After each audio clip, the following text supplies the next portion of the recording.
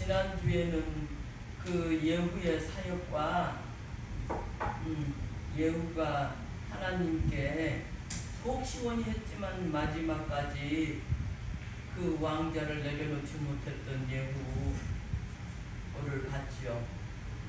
이스라엘은 토지를 하나님이 이미 그 조상 대대로부터 나눠줬기 때문에 북쪽 이스라엘에서 남쪽으로 갈 이유들이 별로 없었을 것입니다.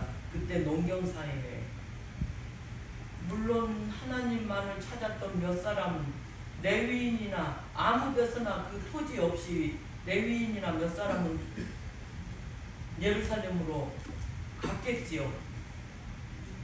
그래서 하나님께 그 중심을 드렸더라면은 예후의 마지막은 어땠을까 속 시원히 해주면서도 이런 것들을 봤고, 오늘은 그 아합과 이세벨의 심판 마지막 종착역,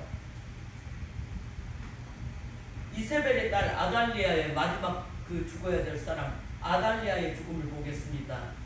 아달리아가 북쪽에 있는 것도 아니고 남쪽 유다로 시집와서, 다른 나라나 마찬가지죠. 남쪽 유다로 시집을 와서 그 다윗 왕국,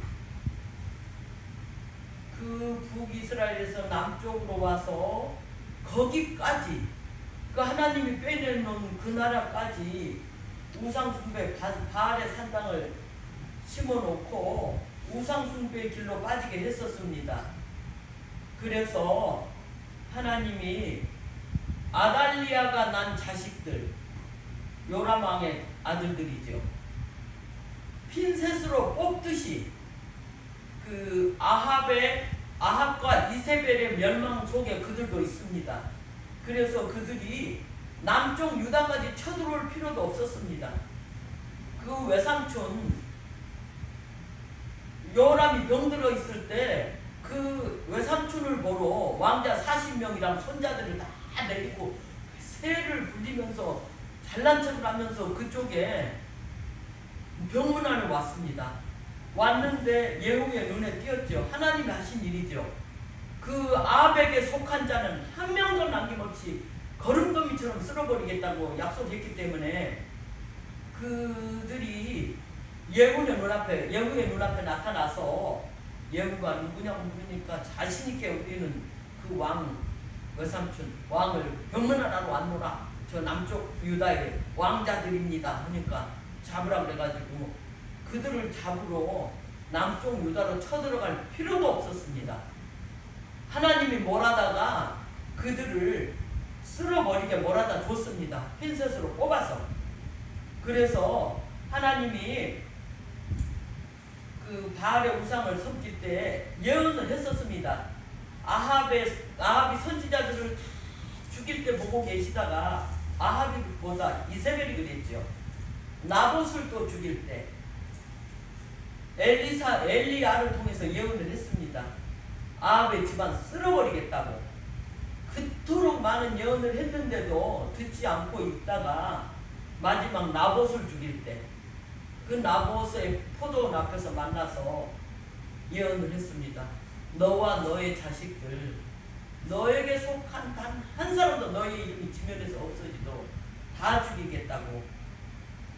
하나님 참 대단하십니다. 그냥 죽여버린 일이지, 그가 베옷을 입고 그냥 또 회개했다고 좀 봐주었습니다. 봐주다가 또다시 그 약속대로 물론 죽였는데 남쪽에 있는 이들까지 와서 죽어야지 그 아합의 집안에 내린 저주가 다 이루어진다. 하나님의 예언은 1.1획도 땅에 떨어지는 일이 없습니다. 선지자를 통해서 얘기했던 것은 이 역사의 수레바퀴를 하나님이 돌리니까.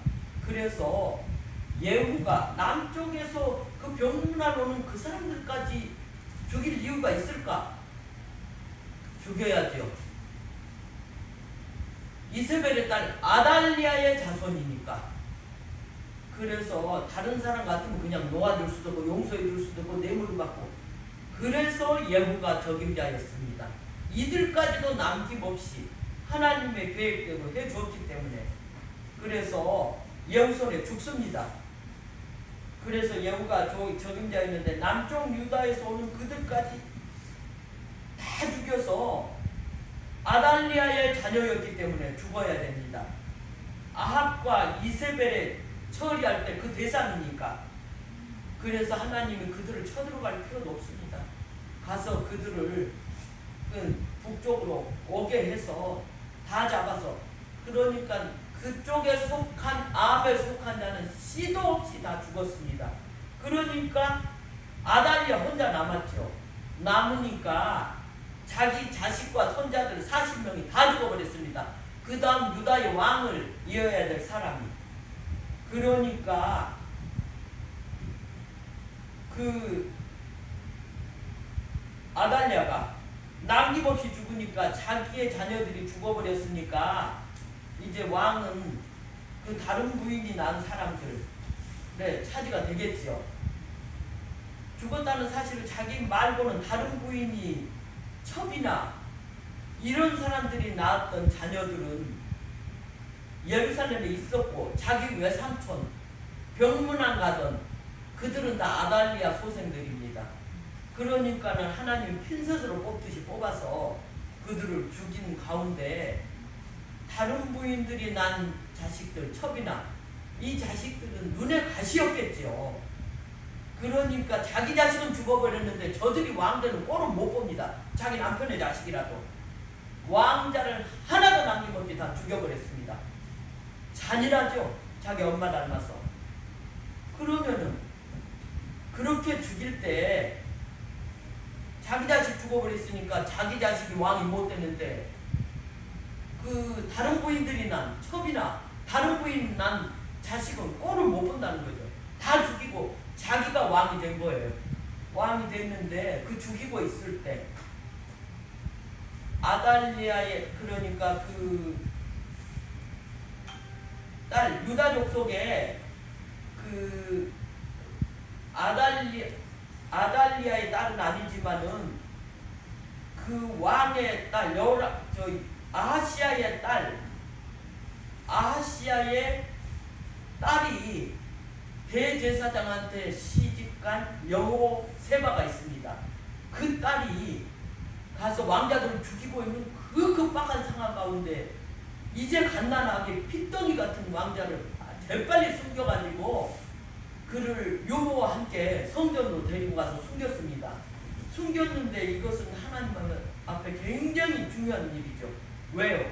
그 다윗 왕 유다 족속을 통해서 메시아가 오게 돼 있다고 하나님께서 약속을 수천 년, 오랜 세월 전에 약속을 했습니다. 하나님이 약속대로 해야지요. 그런데 다윗의 족속이 유다 지파입니다. 사단의 술책이죠. 아달리아가 다른 왕자들을 죽이고 싶다는 게 아니라 아달리아가 다윗의 족속의 숨통을 끊어버리고자 하나님의 계획을 멸절시키고자 하는 사단의 술책인 거예요. 그래서 그 왕자들을 다 죽이는 가운데 하나님 가만 계시겠습니까? 0.1초에 앞서서 여호세바가 자기 막내 동생이겠죠. 대제사장의 아내였습니다. 재빨리 그 돌도 안 되는 그 핏덩이를 숨겨서 유모와 함께 성전으로 데려다가 6년을 키웠습니다. 왕자를. 그 갓난아기로 왕을 세울 수가 없죠. 그동안에 이 악녀 이세벨이 하나님의 왕국을 다스리고 있었습니다. 하나님이 요아스가 다 크도록 6년을 보고 계셨습니다. 그래서 다윗의 족속을 통해서 예수님이 오셔야 되니까, 이 세상 구주가 오겠다고 약속하신 그 약속을 하나님이 지켜야 되니까 6년의 그 아기를 숨겨서 죽은 듯이 아달리아 눈에 안 띄게 그 하나밖에 없는 그 핏줄, 물론 하나님이 지키시겠죠. 그 동생을, 막내 동생을 숨겨서 6년을 키워서 고요히 죽은 듯이 키웠습니다. 기도하면서. 소문이라도 나서 큰일 날까봐. 그래서 7살 되던 해에 아달리아, 그 마지막 왕조, 아합 왕조, 처단돼야 되는 그 왕조, 아합의 마지막 씨가 죽는 날이 이 6년 되는 7살 되던 요아스가 7살이 되던 해에 부모는 다 죽었고, 그러니까 누이가 되겠죠. 누이라도 나이 차이가 엄청 나죠. 왕이 옛날에는 뭐 한없이 자식을 낳고, 이 누이는 그 누이의 자식보다 훨씬 더 어린 피덩이였으니까 자기 자식같이 키워서 왕을 키워냈습니다. 하나님의 일을 해냈습니다. 그래서 하나님이 7살 되던 해에 그를 왕관을 씌우고 왕을 나팔을 불어서 기름을 붓고, 대제사장이니까 고모부가 아니라 매형이 대제사장이니까 부모보다 훨씬 나이가 많은 그 대제사장이 기름을 부어서 6년을 날마다 말씀으로 가르쳤겠죠. 날마다 하나님의 법도를 가르쳤겠죠. 그토록 숨어서 그 하나님의 나라를 세우고자 아기 때부터 가르쳤습니다. 그 핏덩이를 가르쳐서 7살이 됐을 때 사람 말귀를 어느 정도 알아듣고, 그래도 대제사장 여호야다가 그 뒤에서 섭정을 할 수 있지만은 그가 말을 할 수 있는 그 나이에 왕을 세우니까 아달랴가 듣고 있어 보니까 백성들은 그동안에 너무너무 그 아달랴 밑에서 하나님의 나라가 세워지기를 기도하고 기다렸던 사람들은 저절로 만세가 나서 만세하고 외치고 있으니까 이게 무슨 일인가 하고 성전 안에서 이루어졌습니다. 성전 안에서 그 집처럼 컸습니다. 사무엘도 부모가 너무 일찍 젖대자마자 성전 안에 데려다 놓고, 그는 믿었으니까 하나님이 그를 없을 것 같았던 아들을 주셨기 때문에, 하나님이 어떻게 키운다는 걸 알기 때문에 성전 안에 데려다 놨습니다. 그 귀한 아들을. 이것도 마찬가지입니다. 핏덩이를 성전 안에서 키웠습니다. 하나님의 예배부터 배웠습니다. 그렇게 하던 요아스를 키워서 7살까지 숨겨 키워가지고 왕을 하니까 백성들이 끝나버리는 줄 알았던 그 다윗 왕조가 세워져서 그 핏덩이가 서서 왕이 되니까 그 감격을, 고함을 쳤겠지요. 악을 쓰면서 고함을 치니까 아달리아가 듣고는 깜짝 놀라서 성전 안에 들어와 봅니다. 와보니까 다 죽인 줄 알았던 그 왕자가, 그 핏덩이가 7살이 돼가지고 왕복을 입고 기름 부음을 받고 있으니 자기한테는 그게 반역이죠. 반역이보다 반역은 아니죠. 그게 정통성 있는 하나님의 나라니까 반역이라고 고함을 치는데, 대제사장 여호야다가 미리 군호를 짰죠. 그 성전 지키는 제사장들을, 비번이어가지고 집으로 돌아가야 될 제사장들을 다 불러서 너는 여기를 지키고 너는 여기를 지키고, 이스라엘은 하나님의 법이 군대의 법보다 더 우선이니까 너는 여기를 지키고 너는 여기를 지키고, 그 거역하는 자는 먼저 죽이라고 무기도 다 성전에 있는 거 줬고 다윗의 무기를 주고, 그런데 아달리아가 성전에 와서 반역이라고, 자기가 6년을 다스렸으니까 다스리는 동안에 자기 편이 없지요. 그러니 성전 안에서 죽이지 말고 저로 몰아내라 그래가지고, 그 말이 다니는, 사람 다니는 길도 아니고 말들, 옛날에는 뭐 말이 큰 뭐 재산 아니었습니까? 그 전쟁하는데 뭐 무기 중에 무기죠. 그 말이 다니는 그 길로 가다가 죽었습니다. 죽었는데 그 마지막, 하나님은 남쪽으로 피해서, 남의 나라로 피해서 시집을 왔지만은 아합에게 속한 자는 죽어야 됩니다. 하나님의 선지자들을 죽였고 하나님의 나라를 말살시키려고 했던 그 원수들은 당연히 죽어야죠. 어디에 숨어있든 간에 하나님이 핀셋으로 뽑듯이 뽑아서 아달리아 자녀 40명을 하나님이 죽이러 오지 않아도 그들이 가서 죽으러 북이스라엘 예후 앞으로 갔습니다. 하나님 그렇게 되게 했습니다. 그래서 죽고 마지막 남아있던 아합과 이세벨의 딸 아달리아가 이렇게 하나님의 그 정통성이 있는 요아스가 크기까지 기다려가지고 그날 마지막 죽는 날입니다. 하나님 속 시원히 갚았죠. 자, 이렇게 해서 하나님이 아합의 집안에 있는 모든 심판을 다 했습니다. 하나님의 예언이나 심판은 결코 땅에 떨어지는 일이 없이 남김없이 이루어집니다. 누가 죽고 사는 것 다 하나님의 섭리 안에 있죠. 하나님의 수레바퀴 안에 속해 있습니다. 하나님의 예언이 이토록 정확하게 남쪽 유다에 숨어있는 자들까지 하나님의 손길이 임합니다. 그들 목숨을 버리러 그들은 북이스라엘로 가야지요. 몽땅 한 명도 안 남기고. 이게 섭리입니다. 하나님의 시간이 찼고 하나님은 시간내야 역사하시죠. 사람은 엄청나게 기도하고 하나님 왜 이렇게 안 해주십니까? 이거 너무 긴 세월입니다. 하나님, 사람 자기 생명이 한정이 되어 있기 때문에 하나님은 무한하신 분이니까 하나님의 시간이 있습니다. 하나님의 때가 있습니다.